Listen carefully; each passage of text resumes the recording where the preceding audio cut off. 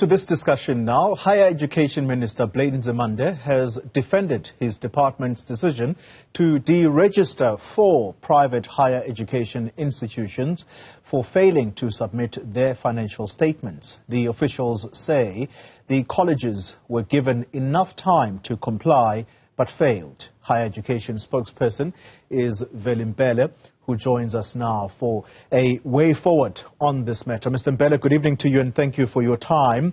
Let's begin with this. The department's message to students who are registered with these institutions but are worried now that their education may be in limbo. Thank you, Baumkambi. And it is important that you start exactly where you've started, because this is about the students and it should be about the students. They are at the center. So in terms of the regulations that govern the registration of private higher education institutions, private higher education institutions are obliged, once they have been informed that their registration status has been cancelled, they are obliged to do the following. 1, inform the affected students. 2, create alternative measures for them to either get registered with another private higher education institution or public higher education institution. And then 3, reimburse them where this is due, but also make sure that they do get their academic results right. So these are the obligations that accrue to the affected institutions in this case, and the resolutions were crafted to make sure that in case of such an eventuality, the students are not adversely affected. Now, the minister made an appeal today to the leadership of EDUCO to say that it is regrettable that it has come to this, right? And that the minister and the department derive no joy from the decision they have taken. But however, in terms of the law, it had come to this and the department had to act.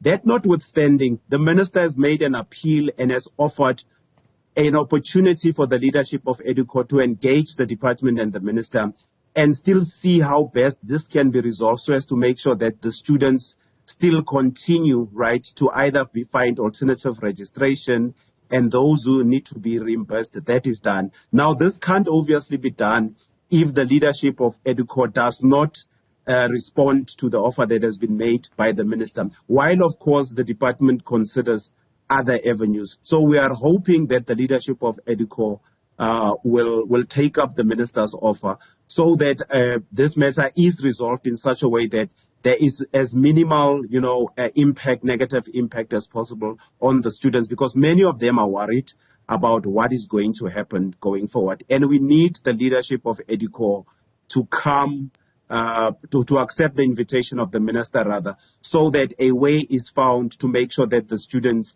are not as adversely affected as they have already been affected. Yeah.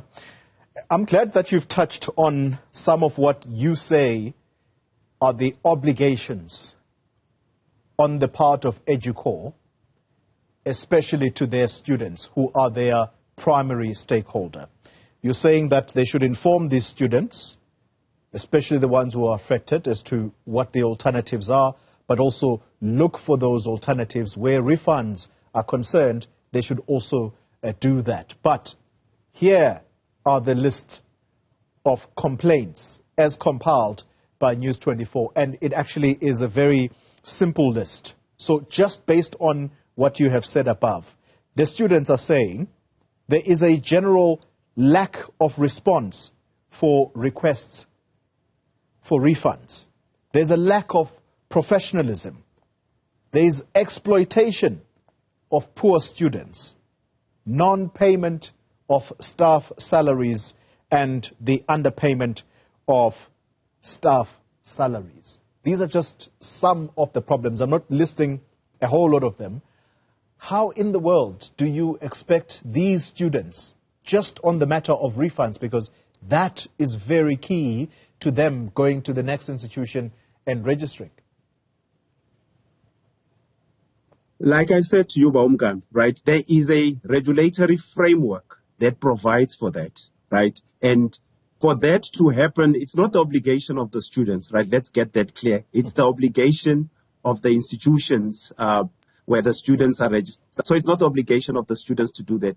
But the students find themselves with a situation where the leadership of those institutions, like they have correctly said, that leadership is not even able to function and this thing and provide for those things. And our own finding is that a great number of the institutions that we have whose registration we have cancelled, are essentially dysfunctional, right? And this is why they failed to do the basics that you have mentioned. Yeah. But here's the other thing that the department did, is that in January this year, the department took some of the things that the students have brought to the department's attention, and these were sent to the leadership that we were in contact with of EDUCO for a response, right? Some of them include the serious corruption allegations.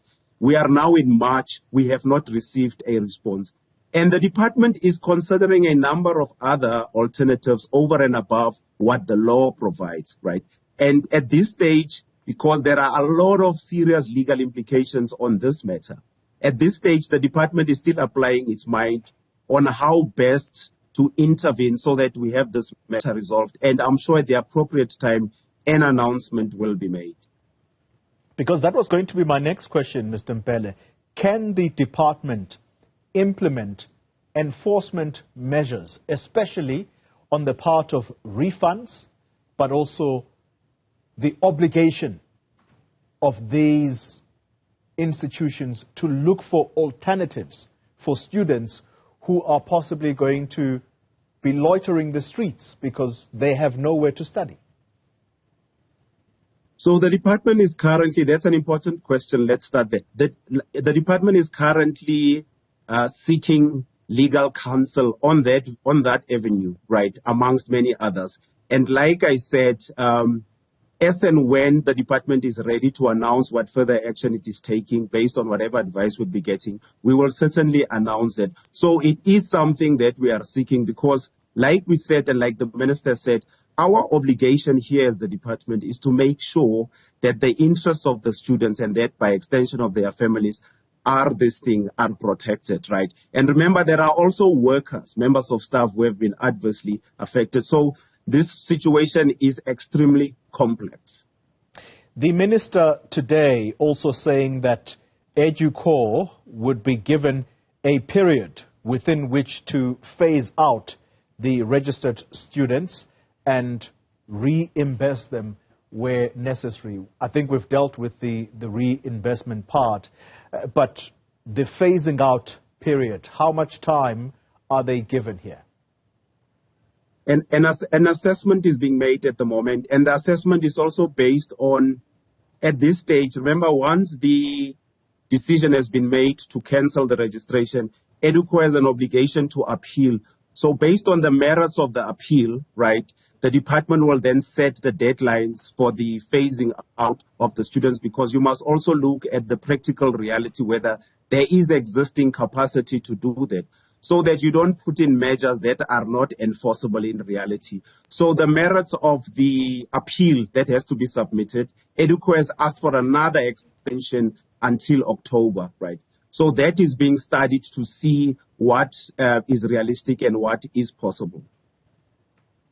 All right. Final question to you, sir. So the minister also saying, and I want to quote him directly, I hope that some people may come and rescue these institutions, and that talks to the question of supply and demand.